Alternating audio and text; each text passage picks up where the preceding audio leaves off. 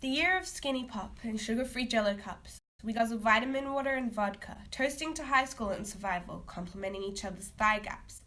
Trying diets we found on the internet, menthol cigarettes, eating in front of a mirror, donating blood, replacing meals with other practical hobbies like making flower crowns or fainting, wondering why I haven't had my period in months, or why breakfast tastes like giving up, or how many more productive ways I could have spent my time today beside Googling the calories in the glue of a US envelope.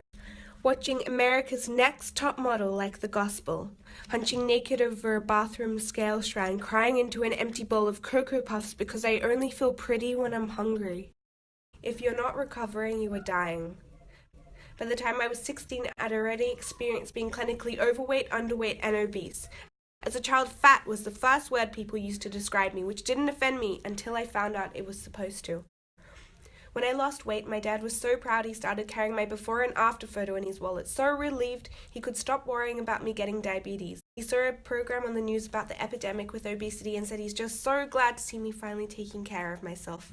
If you develop an eating disorder when you're already thin to begin with, you go to the hospital. If you develop an eating disorder when you're not thin to begin with, you're a success story.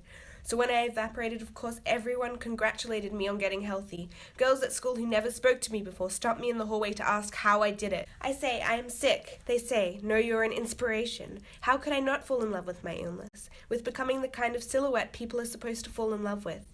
Why would I ever want to stop being hungry when anorexia was the most interesting thing about me? So how lucky it is now to be boring. The way not going to the hospital is boring.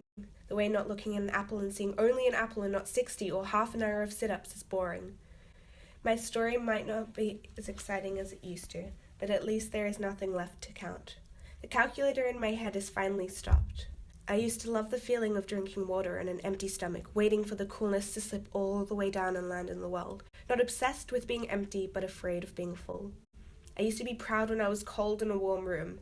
Now I am proud. I've stopped seeking revenge on this body.